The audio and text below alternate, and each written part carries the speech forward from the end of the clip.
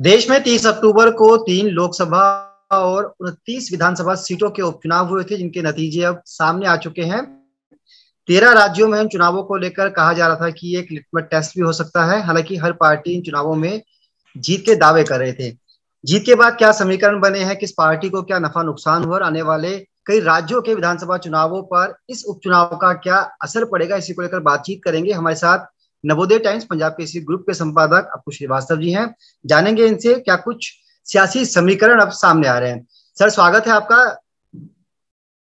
जी नमस्कार।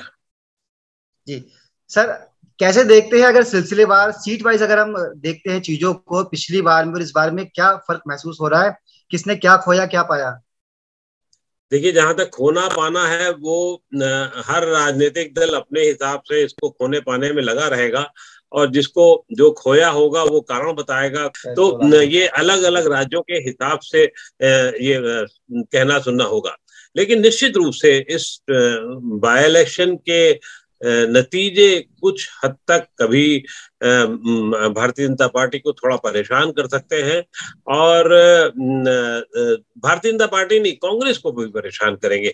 आपको सबसे ज्यादा चिंता आप ये कह सकते हैं मुझसे कि कांग्रेस को कैसे परेशान करेंगे, क्योंकि पहले एनालिसिस उसकी ही होनी चाहिए। और कांग्रेस को परेशान करेंगे तो क्यों करेंगे? कांग्रेस को तो सीधा एक आध जगह जहां भारतीय जनता पार्टी को बड़ा नुकसान है वहीं कांग्रेस को बड़ा फायदा भी आप कहेंगे कि हो रहा है। मैं बात कर रहा हूं हिमाचल की। तो अगर हिमाचल में आप देखेंगे तो 4 की चारों सीटों में 3 विधानसभा 1 लोकसभा सब कांग्रेस ले गई। और जयराम ठाकुर जो है कि जय जय जो है वो वहां जयराम ठाकुर की ना होकर के कांग्रेस की हो रही है। तो वो अब अपने अपने एक्सक्यूज लोग ढूंढने लगे हैं। जयराम ठाकुर कहेंगे महंगाई बढ़ गई है, और वो ये भी हो सकता है कहें साहब कि हमारी पार्टी के कुछ लोगों ने ठीकरा दूसरे नेताओं पर ठोके और जो अन्य जगह पर हैं उन पर थोपने की कोशिश करें। और क्यों सर फिर भारतीय जनता पार्टी के केंद्रीय कमान पर ही दबाव हो कि वहां पर जैसे कि उत्तरांचल में नेता को हटाया गया, वहां इनको भी आगे पीछे किया जाए, क्योंकि चुनाव के अगले साल वहां पर भी चुनाव की आहट है और चीजें हैं, होनी है। तो वो एक भारतीय जनता पार्टी के लिए सबसे खतरनाक जगह हुई जहां बिल्कुल उसको सीटें नहीं मिली। नुकसान कांग्रेस नुकसान हुआ उसको। कांग्रेस के लिए ये रहा कि साहब दूसरा पश्चिम बंगाल भारतीय जनता पार्टी के लिए नुकसानदेह रहा और चारों सीटें ये माना जाता था कि वो मिलेंगी, लेकिन वहां पर भारतीय जनता पार्टी ये कह सकती है साहब ममता की दादागिरी रही है और वो वहां सत्ता का दुरुपयोग है और ये है, इसलिए वहां ऐसा हुआ है और हम सब ये मान रहे थे। लेकिन हिमाचल में ऐसा हो जाएगा जो नहीं माना जा रहा था। हिमाचल में भारतीय जनता पार्टी को, जैसा कि बताया जा रहा था, पहले लग रहा था कि 1-2 सीटें मिल जाएंगी, लेकिन मंडी लोकसभा सीट तो तय है कि वीरभद्र सिंह को, वीरभद्र सिंह ने हिमाचल के विकास पुरुष रहे हैं, हिमाचल के विकास पुरुष का प्रतिपुरुष रहे हैं और उन्होंने बहुत हिमाचल की, तो शायद इस वजह से उनको वहां के वोटर्स ने उनको चुन लिया। लेकिन बाकी सीटों पे भी तो आप कह सकते हैं क्या हुआ, बाकी सीटों पे क्यों नहीं, विधानसभा की सीटें क्यों हार गए? तो वो चिंताजनक है और भारतीय जनता पार्टी को निश्चित रूप से सोचना होगा। अन्य राज्यों को अगर आप देखने की कोशिश करेंगे तो अलग अलग राज्यों के हिसाब से हमें देखना होगा और फिर ये तय करना होगा। लेकिन क्योंकि कुछ राज्य, खासतौर से हिमाचल जो है वो पंजाब के बगल में था, तो लोग ये बहुत आसान होगा कहना कि महंगाई का एक कारण रहा है जिस वजह से आप आ रहे हैं, और दूसरा कारण ये रहा कि किसानों की आपने अनदेखी की जिस वजह से ये होगा, ये कहा जाएगा। इसके अर्थ बार बार और दूसरे निकाले जाएंगे।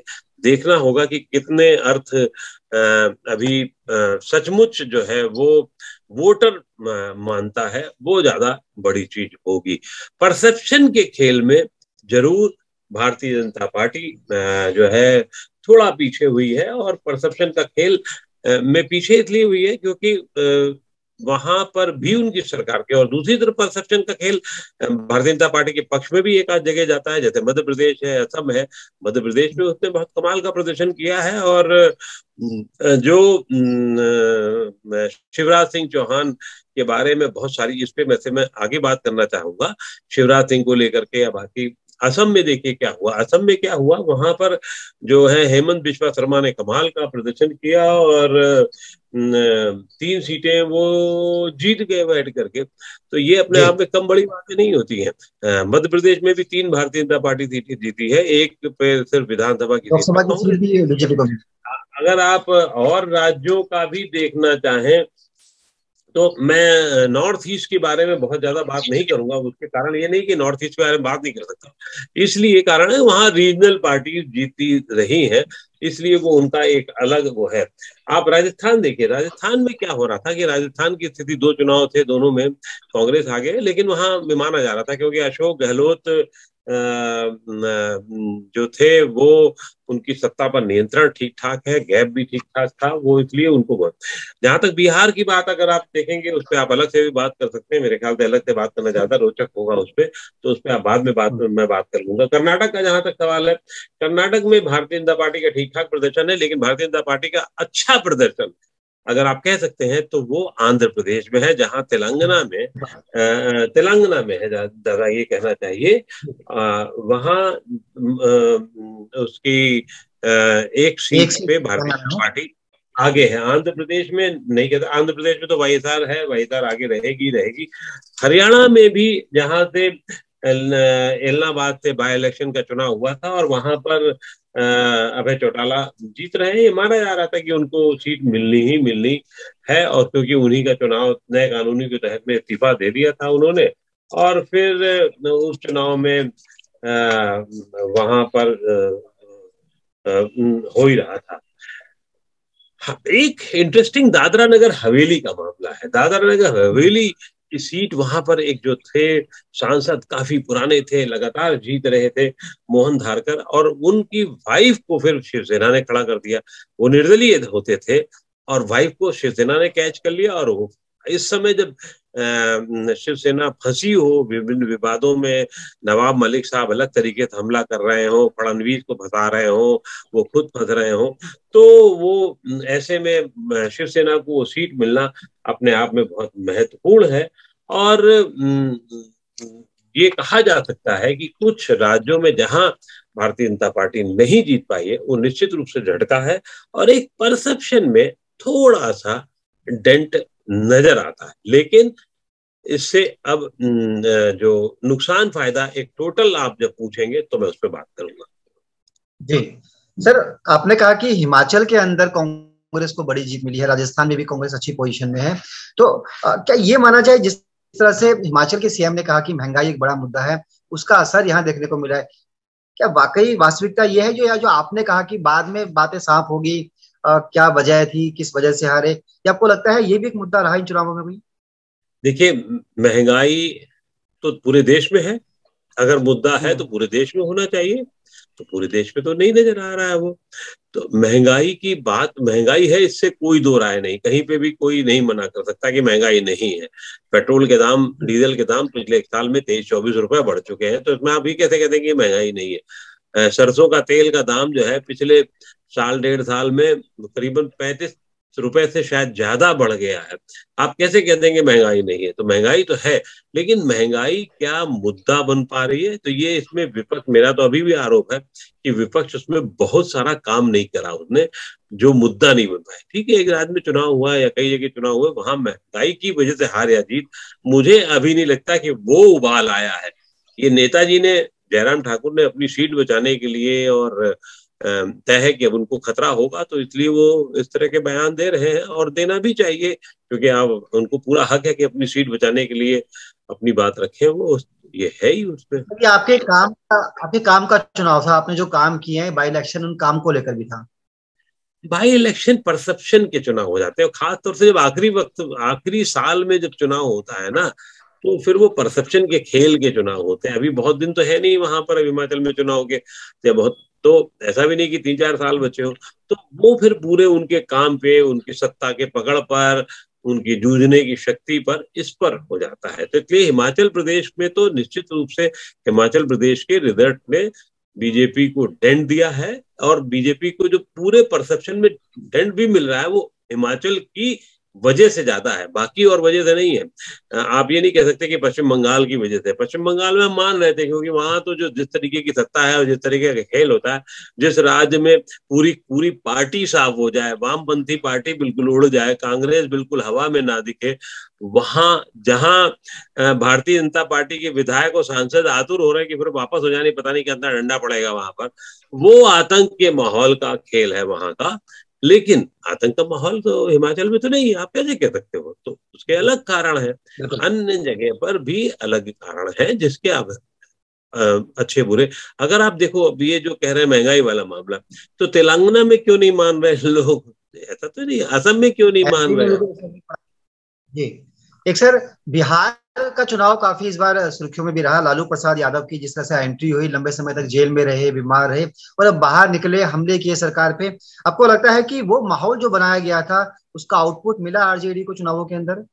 मुझे नहीं लगता कि उसको बहुत फायदा हुआ है। जो होना चाहिए था जिस तरीके, तो उसमें तो बहुत कुछ चीजें हो सकती थी, और खासतौर से काम को लेकर के भी।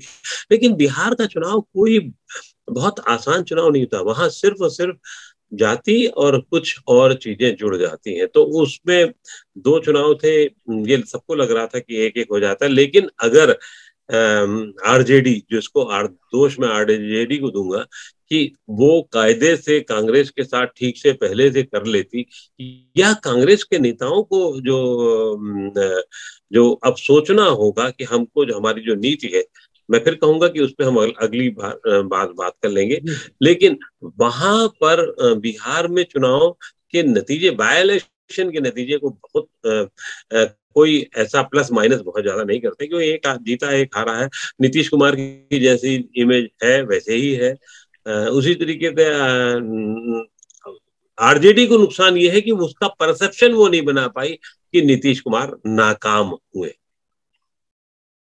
तो सर, चुनावों के जो ये जो नतीजे हैं, इसको हम किसकी हार किसकी जीत, क्योंकि हमने शुरू में कहा कि कांग्रेस को इसमें नुकसान हुआ है, और आपने कहा कि हिमाचल में कांग्रेस को फायदा हुआ, राजस्थान में कांग्रेस जिस तरह से उनका परिणाम आया है, उससे कहीं ना कहीं कांग्रेस इन दो जगहों पर तो सेफ है। नहीं, देखो, राजस्थान में आप नहीं कह सकते कि राजस्थान में कोई फायदा नुकसान वाली चीज है। वहां सरकार के हैं, वो एक सामान्य सी प्रक्रिया में है। लेकिन असली खेल और फायदा जो है वो हिमाचल में हुआ, जहां बीजेपी को बड़ा दंड हुआ, वही कांग्रेस को फायदा भी हुआ है।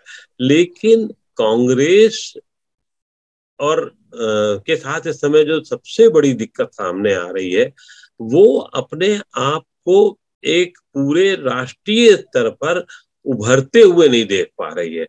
जहां आप बताओ ना, इसके अलावा कहाँ कांग्रेस को कहाँ मिला, क्या हुआ? कांग्रेस ने कुछ ऐसा बड़ा पा लिया क्या इसके अलावा? नहीं, ऐसा नहीं है। आप क्या पश्चिम बंगाल में कुछ कर पाए, या आप अन्य राज्यों में, जितने सारे राज्यों में चुनाव हुए हैं, तो 29 विधानसभा सीटों में चुनाव हुए हैं, 3 एमपी की सीट पे चुनाव हुए हैं, तो क्या आप इतना बड़ा कर पाए? आप वो नहीं हो पाया। लेकिन फिर भी परसेप्शन में उनका बड़ा फायदा है, क्योंकि हिमाचल का हुआ।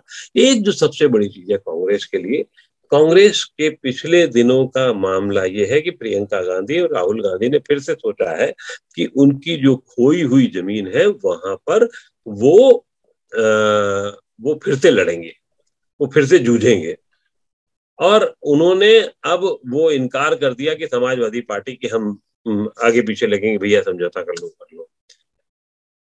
बिहार में उन्होंने इनकार कर ही दिया। अपने लड़ाई झगड़ा बहुत बड़ा हुआ। जो शब्द का इस्तेमाल लालू यादव ने बिहार कांग्रेस के लिए किया, वो मैं यहाँ इस्तेमाल नहीं कर सकता। तो वो एक बड़ा खतरनाक काम था उनका, लालू यादव का कांग्रेस का। कांग्रेस उसमें कुछ नहीं कर पाई वहां, मतलब उनका नुकसान। एक सीट ले लेती, या एक पे कहते नहीं तुम ही लड़ लो, आगे की तैयारी तो करती, कम से कम जो मिल रहा वो होता, ठीक से होता। उत्तर प्रदेश की भी यही स्थिति होने जा रही। क्या वो समझौता समाजवादी पार्टी से करने के मूड में दिखेगी कि नहीं दिखेगी?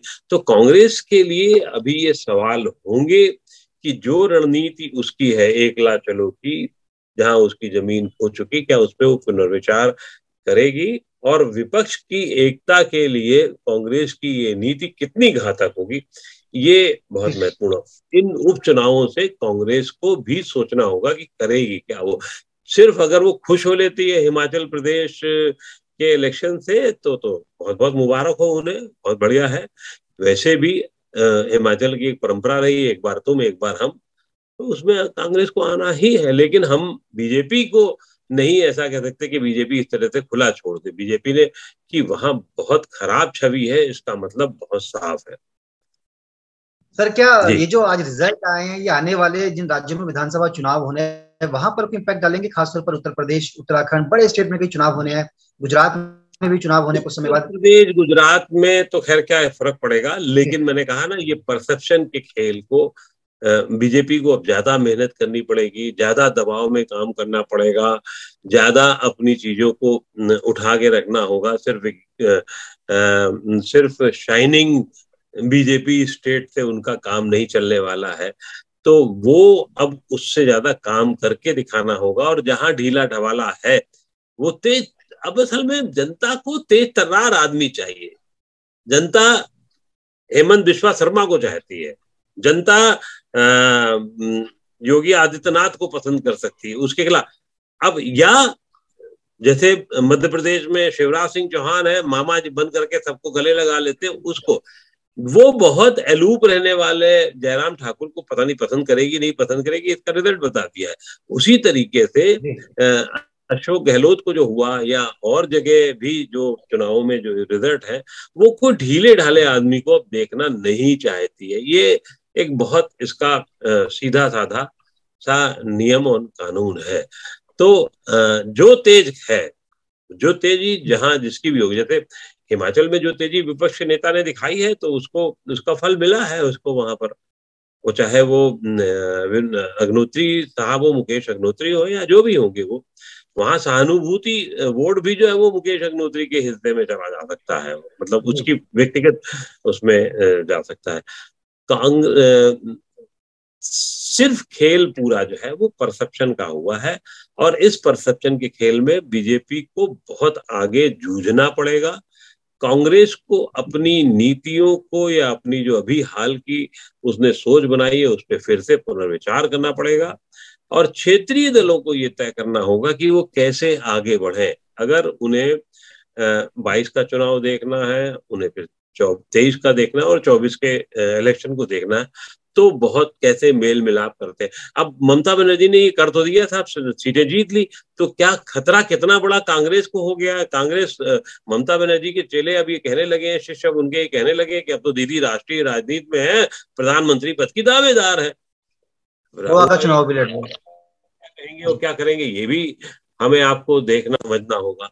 ये एक ऐसी चीजें हैं जिसमें एक नए तरीके से ये चुनाव, उपचुनाव के नतीजे जो हैं, सभी को, भारतीय जनता पार्टी, कांग्रेस और क्षेत्रीय दलों को ये मौका देते हैं कि आप लोग बैठिए, संभलिए, और अगर आप नहीं संभले ना, तो समझ लीजिए फिर आपकी दुकान का क्या होगा। चलिए सर, बहुत बहुत शुक्रिया सिलसिलेवार प्रत्येक सीट पर समझाने के लिए कि क्या समीकरण बने, हार जीत की वजह क्या है, आने वाले विधानसभा चुनावों पर इस रिजल्ट का क्या इम्पैक्ट पड़ेगा। तमाम जानकारी के लिए, समय देने के लिए बहुत बहुत शुक्रिया, धन्यवाद आपका। Thank you.